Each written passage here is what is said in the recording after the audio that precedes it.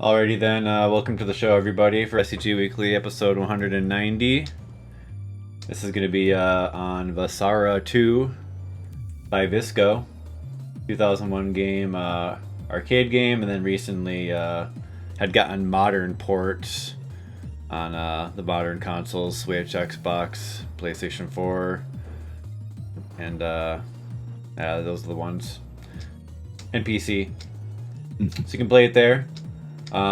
We are going to be joined by our expert guest on this game, Dace. Welcome to the show. Yeah, thanks so much for having me. And I'm being co-hosted as well by GG Maximo. What's going on, guys? Yep, so a Visco game. Why don't you guys talk a little bit about Visco, and Dace, you can lead into how you got into playing this game too if you want. After. Yeah, so it wasn't even too long ago, just like a couple years ago, whenever I think Strictly Limited, they put out a physical version of the Vasara collection. I had never heard of these games before, and there was just something about the visual style and everything else that just really pulled me in, so I jumped on that. And it's interesting because when I first started playing, I was approaching it like I do any other shmup, where you just automatically assume, like, okay, shoot everything down. But very quickly I realized I was getting nowhere. And the thing with these games specifically, you have like a charged melee attack, and that is to be at the forefront of pretty much the whole run. And using your guns is pretty much just a background thing you do just to clear a few enemies here and there. So I was still new to shmups at the time, so it was a big eye-opener for me, realizing that, holy smokes, I can't just shoot things. I have to actually start thinking in terms of how I balance charging it, when to use that, and just kind of just got a feel for it that way. And I was loving the game. I went all in, did some wild things, some clears on different difficulties and whatnot. And then I went on to number 2, which of course is the one we're talking about today. And that was just an insane challenge for me at the time. The game just was relentless every step of the way. But at the same time, it was a very rewarding experience. So that was kind of how I got into them. I just chipped away at these games for a while. And number 2, to clear that for the first time, that took about a month and a half playing every day. And it taught me a lot. And my appreciation just grew that whole time. Nice, yeah. So like, the game has that medieval, or rather not medieval, but I guess kind of, but feudal Japan, and fused with like high technology kind of stuff. Kind of reminds me of like Guange a little bit, but it also has some of the elements of like a Psycho game with like the melee attack, and you can run into enemies and you only power, I think you just power down or whatever. And yeah, I'm pretty interested to get into this. Yeah, so I suppose I can just like kind of get into a bit of the Visco end of things. So for those who don't know Visco, they've done a whole bunch of different games. They didn't do too many shmups. Vasara, I think, was 2000, and then Vasara 2 came out a year later, and it's a fantastic showcase of just what the kind of the creative path they were starting to go down with these games. But their company didn't go anywhere after that. They were kind of merged with, who was it? You said it earlier. Yeah, Sammy. And was it something else? They created the, I'm losing track. It's like SVT. It's the SSV board. Yeah. A joint collaboration between Sammy, Seda, and Visco to create a high-quality 32-bit RISC platform for arcade usage. So this is the same board that powers Change Airblade. Yeah, solid. Thank you for that. That slipped my mind. Yeah, it's interesting because you see, like, when you take a deeper dive into the mechanics of Vasara 2 and you compare it to like the first one, and you just see what they were doing there, it's just really wild stuff. And I often think about how amazing it would have been if they would have stuck around a little longer and put out like a number 3 or something. but there isn't much info these days on what Visco, or like the aspect that Visco became, is doing, other than in 2008 they were creating slot machines for casinos. So obviously that's more profitable, or at the time it must have been, for them to just not bother doing games anymore. But who knows what else may have been involved for them to kind of just switch gears drastically like that. I mean, yeah, 2000 era, I mean, that's kind of a rough time for shmups. I mean, I think Cave was basically taking over, and, you know, yeah. Yeah. I can see, you know, they probably, you know, last hurrah with the Vasara games, then they do look pretty badass, so it looks like they were at least trying to carve something out. Yeah, definitely. One thing I will say about the console release, I can only speak for the Nintendo Switch version anyway, but that's what I, of course, started with. And I was kind of noticing that my struggling with the games felt as though it was something else other than just my inexperience at the time. And so I thought, okay, you know what, I'm going to see if I can play this on the computer, like the original arcade version, emulated or whatever. And it was like a night and day difference. There's something in this the Vasara collection specifically where the movement feels really wonky and slippery. And the moment I switched to playing it on the computer, I was just doing like worlds better. And so I just want to mention that difference in case anyone is like about to jump on the games now or something. Yeah, I know what you're talking about. I played the Switch versions of the modern ports, and yeah, it has an insane amount. It had an insane amount of input lag. I was just like, nah. Yeah. Yeah, it really just unfortunately. Yeah, it would have been nice for it to be done a little better, because they're such fantastic games, but I feel like they just can't be appreciated as well in that way. But yeah, so I suppose go ahead. Yeah, I suppose I could get into a bit of like the ins and outs, unless you guys have any other specific questions right now. I don't, but I saw Emperor IG mention in the chat that you can't even rebind inputs in the ports as well. Yeah, that is correct. Yeah, I was blown away when I found that out. It seems like a very basic thing to include, but for whatever reason, it wasn't there. Yeah, go ahead. I guess we'll talk. You can talk a little bit about the game mechanics, and then we'll jump into these replays here. We got two. We got two replays today. One CC by Dace with the Momochi character, and then we'll also watch the second loop gameplay by XnoZero. Yeah, or XnoZero. Well, it's pretty straightforward. Like, you have 6 stages. Well, first off, there is an easy mode, which is just 6 stages, and that's the only thing you can do, just the one loop. And then the harder mode is a full 12-stage course, which is the 2 loops. The only thing that I've really noticed between the two is that enemies are more aggressive. So whereas when you're playing easy mode, you'll have like waves of enemies show up, do nothing, and then leave a few seconds later, whereas they'll actually attack pretty early after arriving on screen in the harder mode. But other than that, if there are other differences, they must be very subtle, because I haven't really ever noticed anything between those two other than just that one thing. But yeah, it's a pretty standard setup. You can shoot. You can hold down your fire button to charge your melee attack. That can swipe projectiles away. Now, unlike the first Vasara, Vasara 2 introduces purple shots. So normally you just have like the reddish, yellowish, orange colored ones, and you can swipe those away. The purple ones you cannot get rid of. So whatever trajectory they are on, that's where they're going. So sometimes you'll see when we hit up the run, certain bosses will hide purple shots within their patterns of the other colored shots.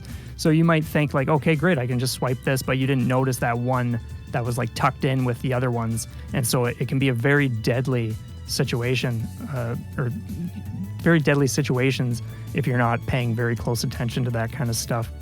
Other than that, you don't have any bombs. You have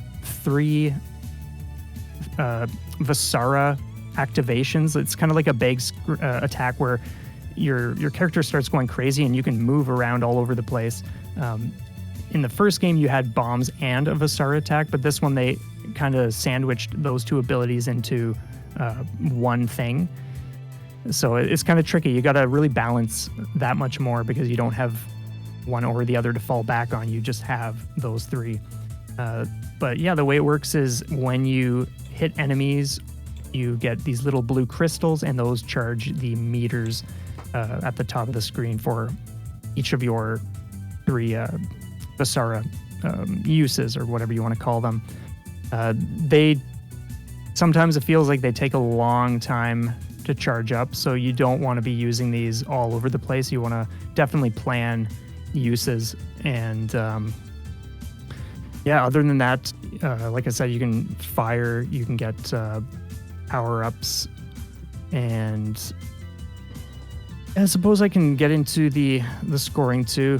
It's kind of going to be a lot of everything because it's just whatever comes to mind here. But what I really enjoy, like, I'm not typically into scoring, but what I really think is sweet about the Vasara games is they have this prestige kill system where certain enemies will be carrying flags, and if you target those ones specifically and you kill them, like on the screen, it'll pop up with this little like bloody flag or the name of the character you just killed. And it's the same thing with the bosses. They will give you like a major bonus at the end of the stage for every boss. Which I might as well mention, each stage in Vasara 2 has 5 bosses. So you'll have 4 like sub-commanders, and then the commander of the stage is like just the stage end boss. And so the whole time you're pretty much having these short bursts of attacks and things against the enemies and whatnot, and then a boss will show up, and then it feels like 10 seconds later you're hitting the next boss. So the pressure is really thick in that sense. But yeah, so you build your combo meter or your combo total, and then at the end, however many you've killed that had flags, and of course the bosses as well, you get like a nice big sizable score bonus for clearing as many of those as you can. The bosses can, every single one, they can time out. So if you're not taking them down fast enough, they will eventually leave after automatically transitioning to like their next phases and whatnot. But yeah, there's a lot going on in this game. That's pretty cool. I like those. I like the idea of the mid bosses, and that's neat. Yeah, me too. Like it's really interesting because it just adds a lot more pressure. Some of these guys are really, really nasty to deal with, and so when you are already managing like just small enemies and stuff, and then you gotta take care of guys that come lunging down the screen at you, or just have like huge guns that they're firing spreads of shots. Like there's just a lot of stuff you gotta pay attention to it, and it can get very frantic very quickly. Now, in terms of scoring, something that I didn't realize when I first started playing the game is you can actually graze in both games. It's called scraping in the Vasara games, but you can barely see it when it's happening. It's not a huge focus. I'm kind of wondering why they even put it into the game, to be honest, because you don't get much score from scraping, but it's there for some reason. It's just kind of like this little flicker of pixels as you're doing it. And the same thing, you get score when you're swiping bullets away or damaging enemies, even if you're not killing them. I'm pretty sure the slashes add to the total as well. But yeah, just different ways to score that they've included in this. So it's neat to see kind of what they all threw into the pot here. Very cool. Sounds like a lot of elements that come together pretty decently, even if like that isn't worth a lot, the scraping and whatnot. Yeah. Yeah, so were you gonna say something? I'm good. Okay, I thought I just heard something. So yeah, there's in terms of the story, there isn't too much going on there. Some guy is trying to control Japan, and protagonists don't like the idea of this, so they set out to hunt him down and kill him. So you have 4 characters. They all play very differently with their own abilities and whatnot. There is a 5th unlockable character. I think you press, you add a credit and then you press up 3 times, down 3 times, up 7 times or something like that, and then start. On the Vasara collection, he's automatically there, and this character has incarnations in, I think, Onimusha 2 and Samurai Warrior 5 or some that. So it's neat to see they've included some other character. I've never played with him really too much anyway, because he wasn't really my thing, but it's just neat to see that they've thrown in some hidden stuff too. But yeah, the story takes place 18 years before the first game. I'm not sure really why they went that route, but it works anyway. It's interesting stuff. So yeah, when you get to the end of the game, you kill the guy, and that's pretty much it. Yeah. Gotta kill the generals and whatnot. Yeah, for sure. I'm just looking over my notes here just to make sure I don't forget anything. So yeah, kind of like, I think it's like is it the Psycho games that have the score items that have like a shiny peak moment where it's worth more if you get it when it's like the brightest or something? You mean the Psycho metal pickups? Yeah, we have that in this game too. So you'll see gold bars that are 500 points normally, but if you catch them at their brightest, or pick them up rather, it'll be 2,000. Or sometimes you'll see like stacks of gold bars, and those are about 5,000 or 10,000 if you're getting it when it's brightest. So again, just like a lot of different ways you can score, some of which, like, I'm not sure, because of how insane this gets, I'm not sure how many people are really going to prioritize going for the bright moment, just because of how nuts everything is. Like, it just doesn't seem practical to really focus on that for scoring, but some people might be really into that kind of approach. But that's not something I've ever really paid attention to. Okay.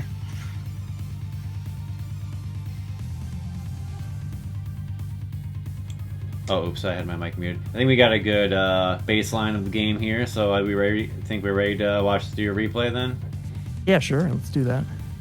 All right. Okay. I'll set that up right here.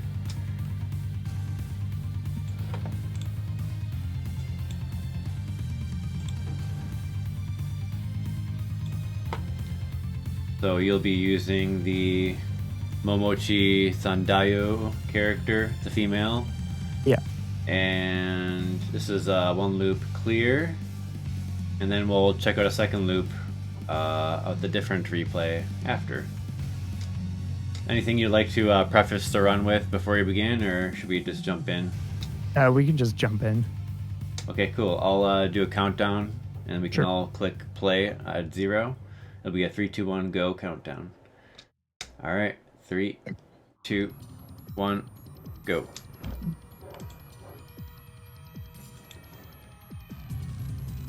All right, so might as well chat about this character specifically. She is pretty awesome because she has like the fan shape going on in front when you release your melee attack. It's incredible for just creating quite a bit of a shield in front of you compared to some of the other characters that have a more narrow space. Like, this can very easily block bigger patches of like bullet clouds or things that are coming your way. Or if there are times where you're, let's say, above a large airship, like this thing coming up here. This is, well, not that this is an airship, but you can be in the middle and be hitting things on either side instead of having to line up with just a single target. So she's pretty deadly in that way, and also more defensive. And so it's a very approachable character to get into. So as you can see, the guys here with those yellow flags that we just saw, or those ones right there, those are the ones you want to be targeting specifically if you're going for score. So here's one of the sub bosses. They will do big, long, nasty swipes with their big swords, and so you really got to watch for things like that. But I just love the variety of enemies that we see here, like the robotic things that crawl across the stones, and just all the tanks and airships and whatever else. We see some really creative things. So here's another boss. Things don't get too crazy in the first stage, but at the same time, you do need to get in the habit of just constantly charging and letting go, because it just, the pace doesn't let up. Yeah, I also see you're increasing your multiplier there with the melee attacks and enemies. Yeah. Is there a cap on how high the multiplier can go? I have never noticed a cap, to be honest. But that's actually a great question. If it is, it's probably super high. Because I know some people, they will actually play with the intention of not breaking that, and so it can get up there.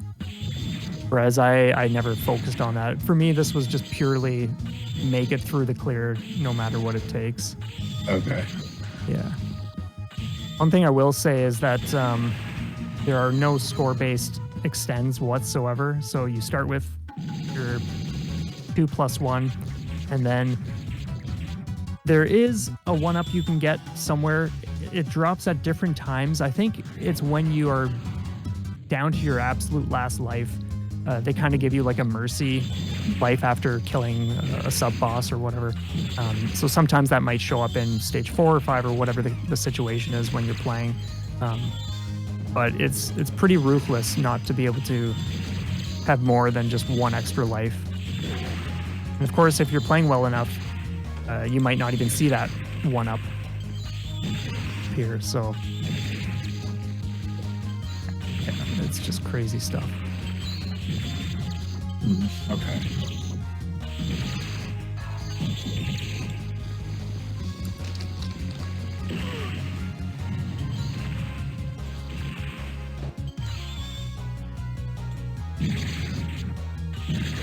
So like I mentioned earlier, like you don't want to waste your Vasara attacks. And that's why, for the most part, you'll just see me hanging on to as many of those as possible. It's not that you want to save them for moments where you know you're about to take a hit, but you certainly can, obviously. But it's more so about knowing the phases of certain bosses where things are just going to be the most risky and the nastiest, which we'll see plenty of examples of that, because some of these bosses are just ruthless.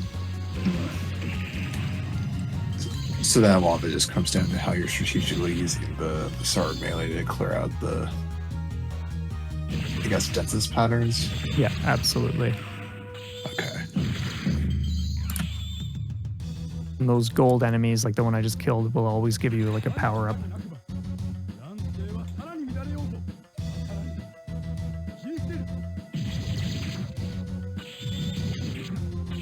So for each stage end boss, you'll have like that colored jewel. This one has a blue one. And it'll go down to, I think, green, and then yellow and red or something. And that more or less is your gauge for how weak they're becoming. So you can use that information to your advantage. If you know, like, okay, I know the last attack of this one boss is really insane, so the moment I see it go red, I'm just gonna like fire right into my Vasara attack. There's a prime example of that during the stage 4 boss, where if you are not careful and you don't have that ready and you're not paying attention, oh man, you're pretty much taking a hit.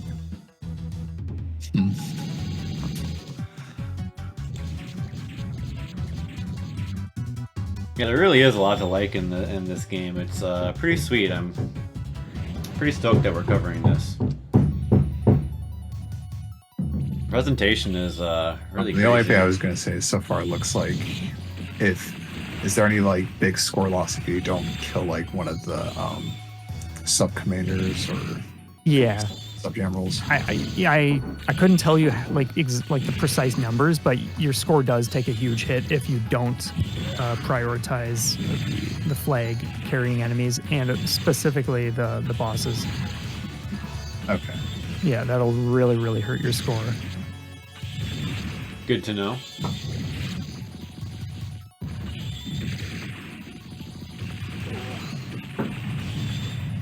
When you use the melee and it like deflects bullets, does that like The backgrounds are just incredible. Like I love all the little details, like the flickering lanterns down there. These big skull ships, I think you can technically destroy them, but the whole point isn't to waste your resources on that. They're kind of just there to create issues for you. But the last thing you want to be doing is pissing away Vasara attacks, trying to kill those things. Right. Yeah. There's just one other. Yeah, kind of. Go ahead. I was just gonna say, it reminds me of one other game I played, which was Fighter and Attacker, where there's a very similar thing that happens in the last stage, where there's all these ships coming down, but you're actually just trying to dodge between it because you're trying to take them out. They're just nigh undestroyable, and you'll probably take a hit from them calling into you. So I don't know, it felt kind of similar in that sense. Yeah, they're just trying to get you to waste your stuff, so you're in a worse situation. So this is a great boss. This is one where he has little lines with purple shots hidden in between, or like in and amongst. We'll see it coming up soon enough, but I think it's like the very first projectile of the whole line that comes at you. So yeah, it can be brutal at times getting used to this. It would have been cool if he did a little more with his melee weapon. That's like the only big slash you'll see this whole fight. And then he just does this until the fight's over. But yeah, there you can see like the purple shots are kind of tucked away there. Oh yeah. Yeah, it's such nasty stuff. Really cool boss designs.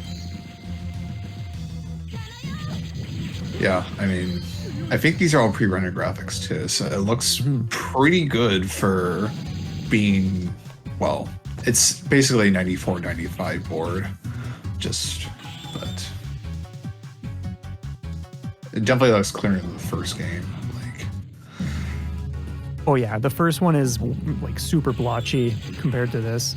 And also the color choices, like they have some vibrant colors and stuff in Vasara, but I think they were a little more, they were just allowing themselves a little more freedom with colors used in this game, because you'll see like every color in the rainbow. And it just makes for a really vibrant experience. Definitely. I got a question. When you deflect bullets and you see like the purple come out, does that purple do damage? Not that I've ever noticed. Okay, that's just like a visual effect. Okay. Yeah. Now, if people are familiar with the first game, that ship we just destroyed, it's not the exact same ship as we go up against in Vasara, but front of it is the same as one of the bosses you fight. Ooh. Yeah, that was a really silly hit.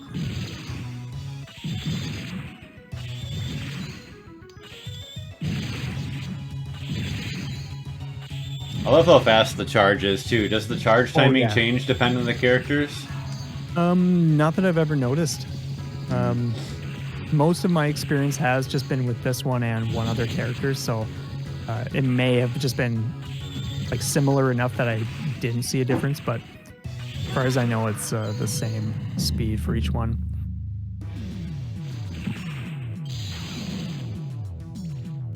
I mean, you have a lot of bullets, but the melee attack does obviously deflects a lot of them, so it's kind of a nice dynamic there. Yeah, big time. We got a badass here. This boss, I was experimenting with this boss for like a week and a half or something crazy like that until I found what worked for me. Like I said, I was still pretty new, so I think like if I was to go up against it the first time these days, it would be a different story. But it just, for whatever reason, it took such a time to just find something that worked against this guy, because I was taking hits all over the place. But very soon we'll see an example of what I mentioned before, where you want to be anticipating the moment you have to activate your Vasara attack right there. So if you don't do it there, you're just toast, because both sides come out all of a sudden, and it can really catch you off guard. Nice timing there. The Vasara looks pretty satisfying too. Yeah, for sure. I enjoy both of them for different reasons. Yeah. So this is some kind of like military forest stage. And this is where, like, if you thought anything else in like that we've watched so far was intense, this is where it just gets overboard. It's just so crazy. There's one thing I've never figured out. Sometimes this tank here will be, will be like a silver color or a green color, and I've never figured out what triggers the change in color, if there's some significance to that, because this game has very little information on it.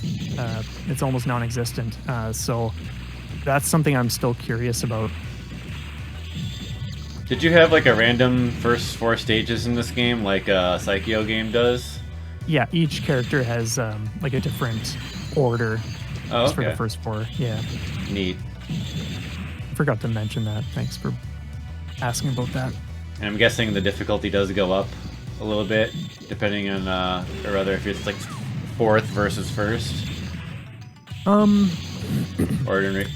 the bit I've sampled, not so much, but I think when you get used, or at least when I got used to a certain order, there was really no going back to experimenting with other characters, because I just really enjoyed the feel of this order in particular. Is this still one of the random levels, or are we on to like the set stages? This is the second last stage now. Okay. And I'm one hit away from being completely done. Oh man. And so going into this boss, this is one of the most brutal bosses that I have ever encountered in a shmup. It might not look like much, but trust me, there is just a lot you need to do. This is a time where you will use multiple Vasaras just to not risk fumbling anything. Oh man, the dodging in between the charges is getting intense now. Yeah, it's bonkers. This guy is just so ridiculous. This is another one that took quite a long time to start getting consistent. And even then, it wasn't really consistency. It was just like, okay, I know what to do, and it's still going to be a mess pulling it off every time.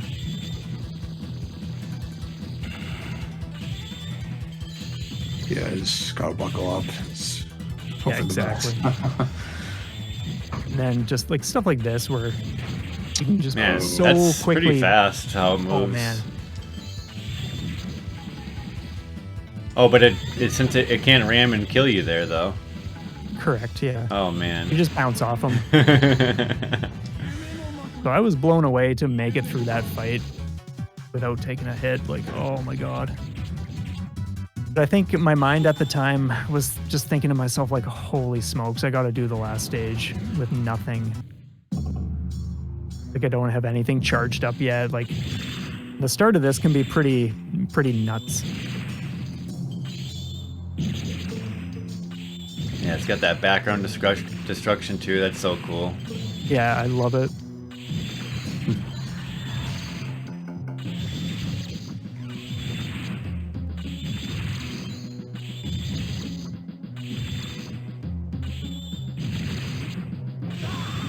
So this is the boss. There's the 1-up. So it's tempting to go make a mad dash for it, but you really gotta just be patient. Now, one of the most brutal sub-bosses is coming up soon. Oh, man. Oh, how did you get the one up? I think it's, well, there was someone asking about that earlier. Well, yeah, so I just killed like the blue-colored beetle thing that was like going down the screen and up again. I got it after that boss, but sometimes it'll be a different boss depending on when you're down to like your final life. So this is the sub boss that is just nuts. Oh man. So I'm back to being one hit away from losing the run now. Oh my god. Jeez. Like I said, like the pace, they do not let up. Like some games you have a breather moment here and there, but this it just compounds. Man, the Gundam does good shit. Yeah. It's pretty funny actually. Here we are at the final boss. That's sweet with like the kind of like the drapery curtain wing. Yeah. This guy's definitely fancy. Yeah, it's cool. It's like he lives there too, you know. He like it's for shade or whatever. Yeah. I can see that for sure. Oh yeah. So yeah, lots of stuff happening here. Lots of ways in which you can just take something to the face if you're not prepared for it. What was that lightning flash? Great question. I was looking at chat and didn't see that, so I don't actually recall what that would have been. Oh man, the guts. One thing I'll say about the big energy orbs you see on screen right now, I had a frame rate issue when I was recording this, so they look bigger when you're actually playing the game. So it's that much more intimidating because it looks like you have a lot less space. Yeah, I see. They turned big. They turned big there. Yeah. For whatever reason, it was kind of like skipping that, but.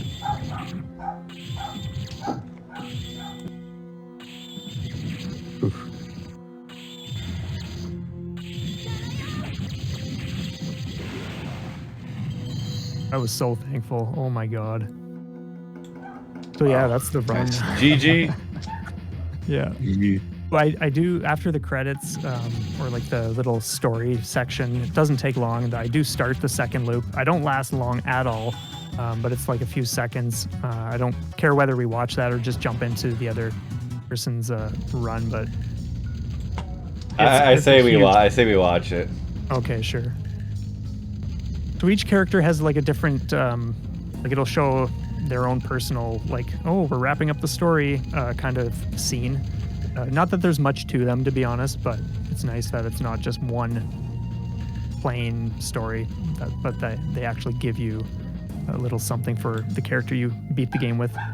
So are you playing the Japanese version then, or what version are you playing here with these translations? Whatever was on MAME, I don't recall at the time because this was well over a year ago. Yes. So from what I understand, this is a Japan-only release in arcades, but for some reason, in both Vasara 1 and Vasara 2, you still have the English text, which maybe someone at Visco was thinking we could potentially localize it in the future. Yeah. We don't know for certain because there was no English release of this until the modern Vasara collection ports came out a couple years ago. Yeah, as you saw, like we didn't last long at all in that. Yeah. Just want to quickly thank M. Night. He posted a link to a fan website which has a lot of details, surprisingly, and has some additional stuff about the scoring system, the one-ups stuff, and I'm using Google Translate to see if there's anything in here that I can expand upon. It does mention that for the one-up, it appears from the 19th mid-boss defeated in total. It appears only once in the game. In the case of the Earth score, whether it appears in the second round is unknown. It is unknown if it will appear in the second loop. And then also mentions if you don't defeat a mid-boss before that point, that 19th mid-boss appearance will show up later on each time you fail to defeat mid-boss. Interesting. Yeah, that's wild. Yeah, it's so fascinating how little info is available, or at least from like just a basic Google search. Like when you do some digging, sure, you're going to find stuff. But I remember talking to much more experienced players of this game specifically, and I was mentioning things that I was observing, and even they were like, I have no idea what you're talking about. I've never seen that in my runs and all this other stuff. So they were really curious. But at the time, like there was only so much I could figure out with the limited info. Yeah, definitely. I mean, I don't know anybody that's really played this in the Western community, at least outside of like a couple one loop clears here and there. So yeah, it seems like the second loop is just incredibly intimidating, especially. Oh yeah, this we'll get into soon. Good stuff. Well, let's why don't we jump into that here? Yeah.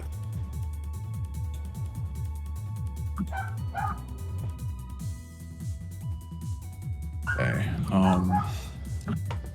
So the timestamp for the second loop by XnoZero, who is a very good Chinese player, is 1917. Okay, good to click whenever. Just give 1 second. Okay, I should be synced up on my end too. Okay, cool. I shall count us down then. Sure. On go. 3, 2, 1. Oh wait a sec. Sorry, I've been using push to talk, so I'm like trying to push like multiple buttons at once here. Okay, let me. Sorry. I'm in the spot again. Yeah, no worries. Let me know when you're good. Okay, I'm. Yeah. It's only letting me do 1918, so I think that's as I'm gonna adjust to. It should be close enough. Yeah. Okay, I think I'll get it this time. All right, 3, 2, 1, go.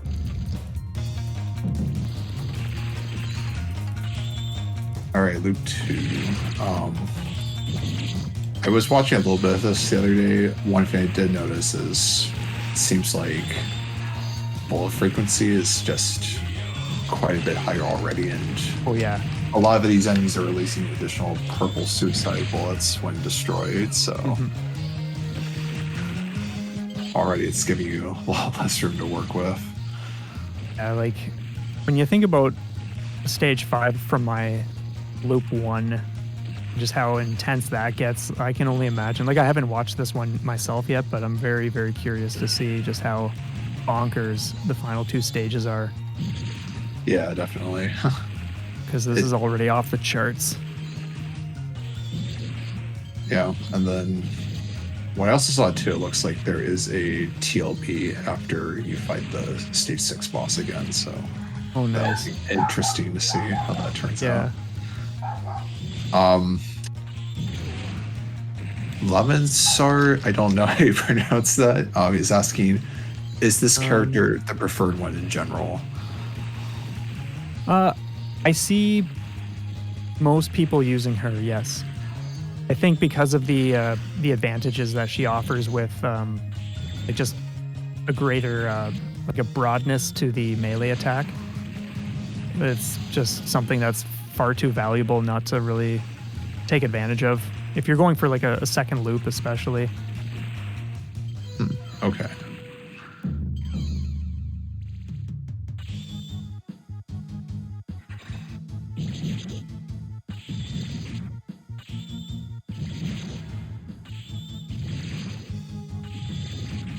But yeah, game's pretty badass. I want to play it now. So mission accomplished, Dace. Yes.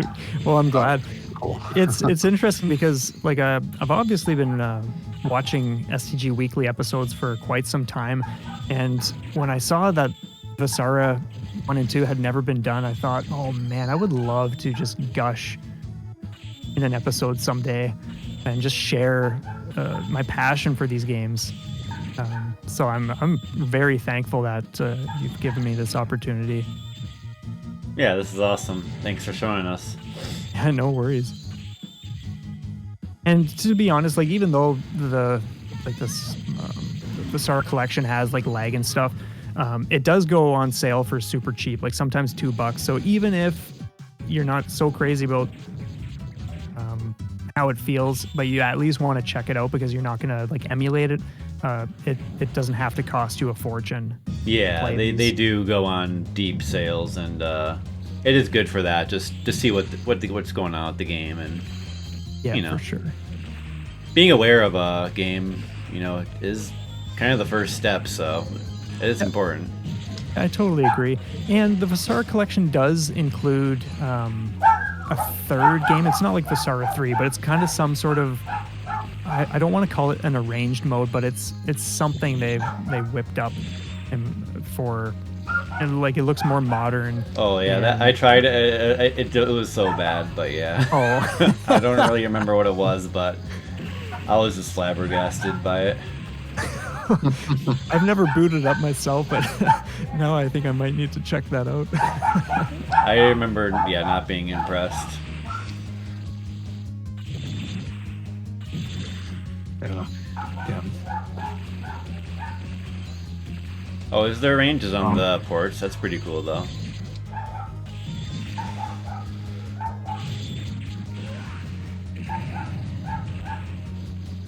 Do we have any like cosmetic differences on the loop here? Or is this the same deal?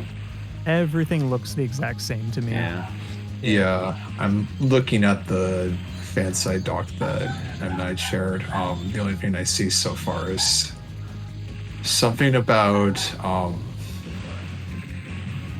based on, I guess, like general kill bonuses, and mentioned something about how if you I don't even know if it translates it right, but it's mentioned something about some of the mid-boss of the next site can potentially change into enhanced versions of the hidden generals. Yeah, that's really fascinating. Another thing that's interesting, a lot of the same, well, not a lot, but there are a few songs in this one that were used in the first song the first game as well. Like the water stage and even the final boss fight music and stuff like that. They just used it again, like note for note. Like it doesn't even sound like a different version.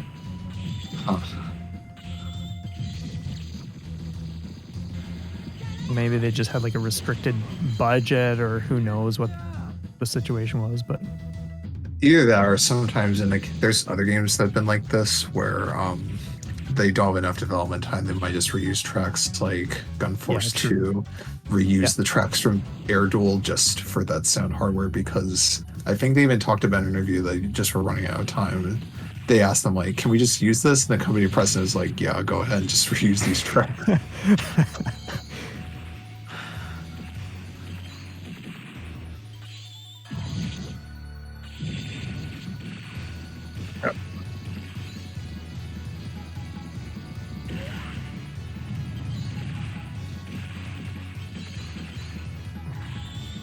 Yeah, you don't want to get lost.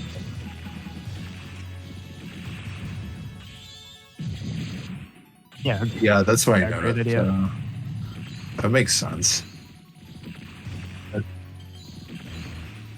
Oh yeah, big time. Yeah.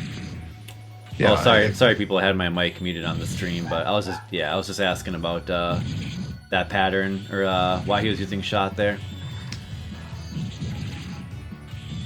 I'm muting because of the dog. My dog's barking like nonstop right now. Oh yeah.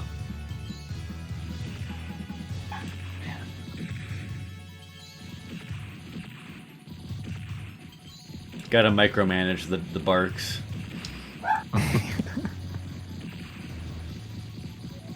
Yeah, and also the second loop, this like scoring section stuff for the difficulty level stuff for the website talks about how the difficulty level also changes during the game under certain conditions. The first is a increase in difficulty is based on the number of consecutive slashes, along with the number of bullets. Some specific kind of rank there with the slashes, huh? Yeah, consecutive slashes. That's cool. Well, it talks about specifically like in this mode, the boss's power of the boss's attack is increased by 1 level after about 40 slashes. So would you just want to do a shot, hit the shot button occasionally to reset that then? It says something about if you do not want to increase the difficulty level, it's effective to break, I guess, the combo, which is that multiplier on the left, on purpose. Oh, so shooting resets the chain combo? Is that what you're getting at? I'm trying to look at this for like details, so some of it isn't making grammatical sense, but basically what it's just mentioning is if there's a way you can stop like the combo multiplier from going up, that could affect the difficulty rank of the game. It might be useful if you're trying to just clear the game. Okay, well, it'd be cool. Yeah, we'll have a link to this page you're talking about, and people can look into that themselves too. That'd be cool. Yeah, it's a lot of info here. It's just so hard to parse in between all this. I'm curious to dig into that myself. Yeah, it also mentions that the multiplier does in fact reach a limit of 100. If you keep on killing enemies until the end of the stage, the number of slashes will exceed 100, and you will score more than 2,000 points per enemy. This is the main way of earning points in Vasara 2. It's a system that makes scorers cry.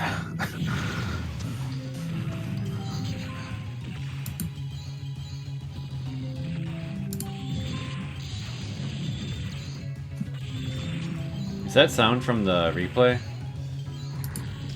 I'm not sure. I hear a do. Yeah, I hear that too. It's not here. Not sure where that's I don't know either, because I don't have anything playing in the background. You guys hear that? Or you guys hear that? Yeah, it must be like a notification going on or something on Xeno's side. The MAME shenanigans. Yeah, we'll take that up with him or her after. Yeah, I didn't notice it until now. Jeez. It just seems so out of place in the game.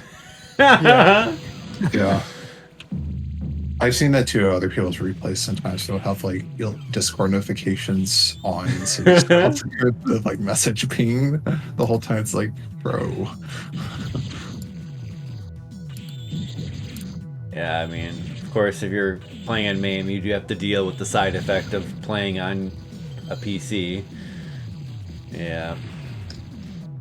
The classic is like when you're on the second loop of a game and like shit's really intense and like your antivirus thing has like a pop-up.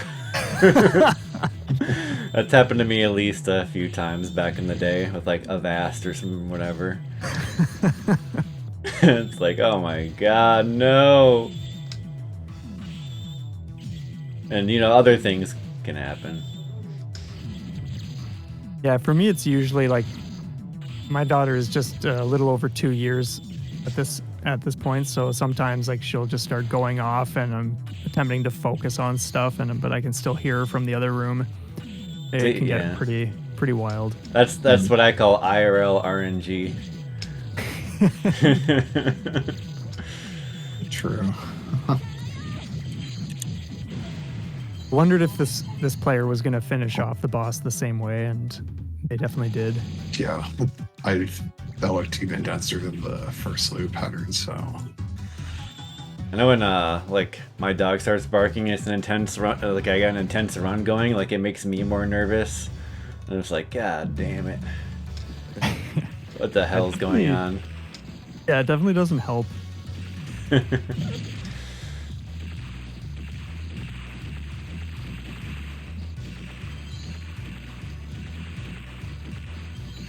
Yeah, this second loop is looking pretty damn intense, I gotta say. But XnoZero doing pretty solid job here.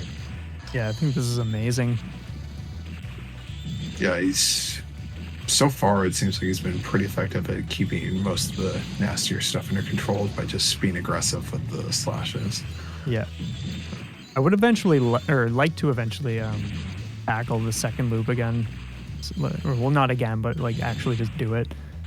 since I haven't really ever had that as the intention, because I think like at the time I just wanted 1cc, and once I had that I was like, okay, I'm taking a vacation.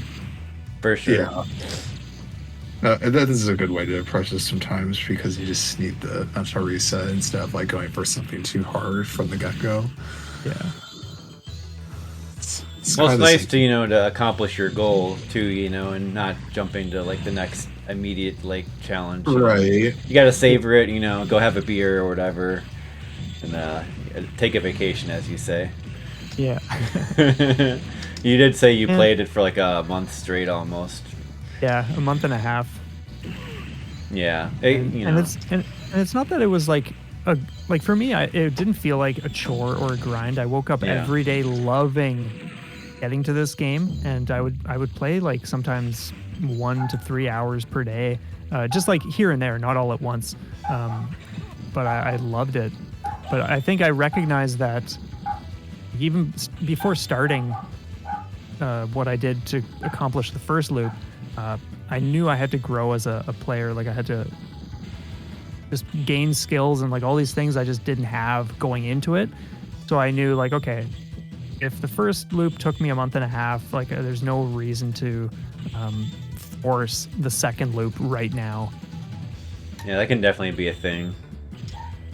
Identifying, like if it's probably a little bit out of your league, you might want to just play a different game or something in the meantime or whatever. Yeah, just build the skill set elsewhere and let the second loop come back a little more naturally.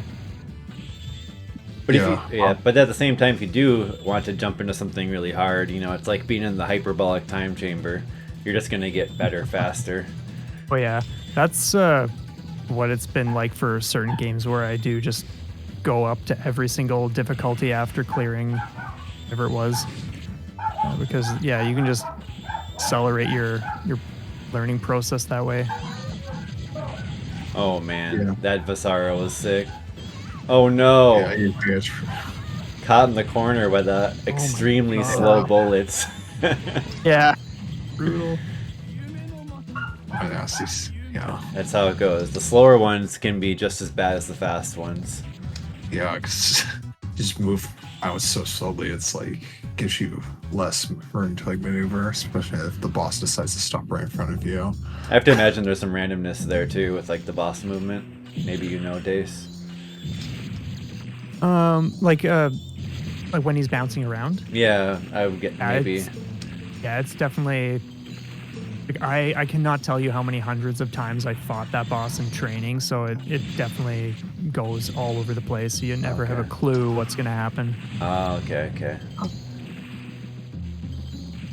Also, Evnite, there was another replay I was potentially thinking of using, which I think Plasma had a link to, a 30.9 million 2-all clear from a player called like dab.s, but the quality is not particularly great, so maybe it's some other point. Jeez, look at this thing. Well, at least they got rid of that guy fast, because oh man, that can get so messy. Yeah, the pacing in this game is pretty incredible. It's pretty much non-stop. Yeah. And, man, makes for good shmup, that. Yeah, I agree. I'm not so crazy about shmups that are like an hour long. Once in a while, if I really love it, sure. But I think for me, games that are 20 to 30 minutes are the sweet spot. So when it's just an insane ride every step of the way for 20 minutes, like you just know you're getting the action in this like super concentrated dose. Yeah, that's not bad at all. I think a lot of people would agree to that length being like nice. Yeah.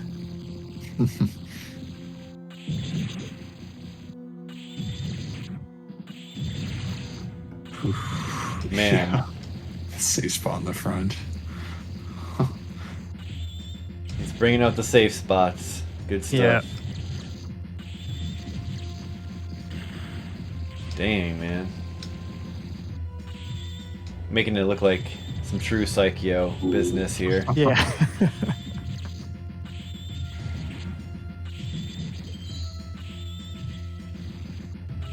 Get out of here with this nonsense. Like the melee, just swiping it away. That's one thing I really do love about these games is you can just lean right into dense clouds. Like not so much with this because this one has the purple shots, but just in general, I love just the feeling of pushing into the attacks instead of just playing a game where you're always dodging or whatnot. Yeah. Very satisfying gameplay. And it's not like the range on the melee is like bad either. It's pretty nice. That's decent. All right.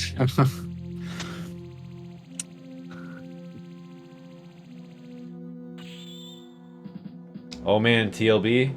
Yep. Yeah. Oh man, the portal. That's right. Hell portal. Portal of madness. This is cool. Yeah, some kind of like dark magician.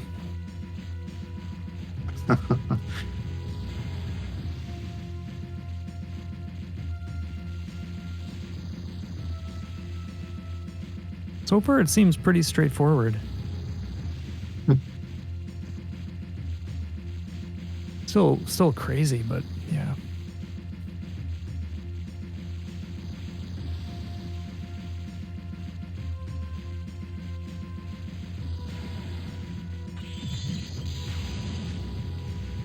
Ooh, Oh, so nice. those are the orbs that are changing color now. He just has Yep. a lot of them. Ooh.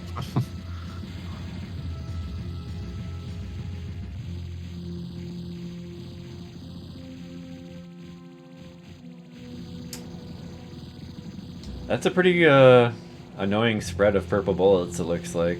Yeah. They're Yeah, kind of like spreading out. fanned out. Mm-hmm. Oh, gonna go for a ride Oh my now. God. Trying to go around the world.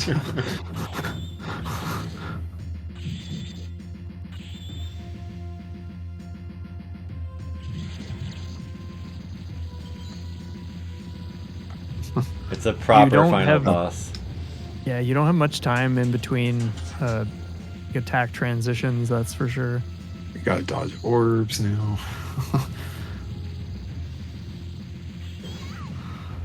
I like how they go Nice.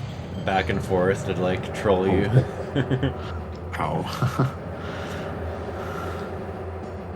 The death Yeah. of the end. Oh man. Yep.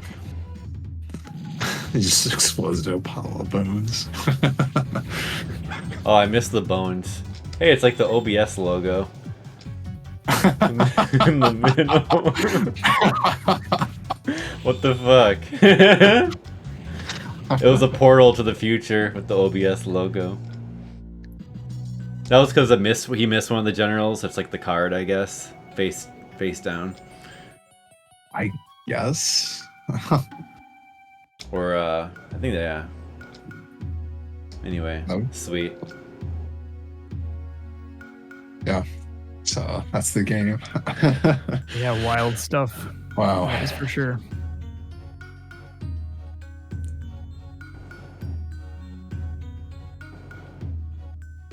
That was cool to check out. Pretty entertaining, that second loop, and definitely looks like a task.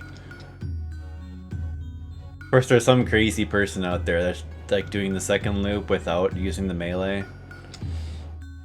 Yeah, I love that. No bomb, no miss, everything. But what if you got like a huge bonus for doing it that way? That'd be kind of neat.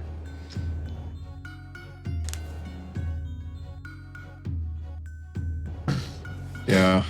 I don't think the game's really like that though. I feel like you just miss out on score. So I recall reading one time where if you're at least killing all of the flag carrying enemies on every single boss, then that's like a set amount of like, I think 150,000. I could be mistaken on that, but, and then in addition to that, it's whatever other enemies you kill. I see. And, like score items, of course, and whatever else. But yeah. But how much of a cut you take when you're not killing the specifics, I'm not too sure. I just know it's hefty. But yeah, that was a wild run. Yeah. Wow. Good stuff. Well, I suppose we'll just wrap up the episode here. But yeah, this has been awesome to check out, and I think you did a great job educating us about the game and giving us some good reasons to check it out. And I mean, clearly it's like presentation-wise, it's pretty above average, definitely. And the gameplay, I would say, is pretty good too. You know, like you're talking about deflecting the bullets being satisfying, yeah, for sure, and the charge being so quick to use. So it's like you're not getting like punished generally by using it all the time. Yet, yet like later on, you do need to like time it out so you can get like the brunt of the patterns and stuff. And yeah, this seems like a really fun way to go. And kind of cool that they have like the easy mode too, for just someone who wants to just try it out and doesn't want to be too overwhelmed. You know, that was starting to be a thing in shmups just because they were getting so hard, and I think some devs are starting, you know, even with we're talking like with Raiden DX, they even started doing that, and it's nice because generally shmups did get harder as it kind of got later in the years, and it's nice to let everyone enjoy them. Yeah, you can't alienate your audience too much. Even though it sounded like the easy mode was a little superficial, it's just like the enemies didn't fire bullets in general. Yeah, and I'm not sure for how long that lasts because it's not like I ever really played too deeply into an easy mode run. But that's good stuff either way. All right, well, we'll wrap it up then. I think we said most things here. As usual, we'll have the replays in the YouTube description, as well as that website with additional information from Maximo for anyone who wants to dig a little bit deeper. And we do recommend you play the game in MAME if possible, as the ports do suffer a lot of input lag, and this looks like the type of game you don't want to be swimming around in. So definitely, get on that. And, you know, no shame in MAME, as I always like to say. Yeah, I like that. One thing I will just add, like, again, I cannot stress enough the night and day difference between doing it on MAME over, the Vasara collection. So if you have the means or whatever to just do it on your computer, just do it, because you will not be sorry. Thanks again, Dace, for coming on. It was great to have you. Thanks for having me. I really appreciate that. And have an awesome day, everybody. Thank you, everybody, for watching. And we'll see you next time. Yep. See you next game.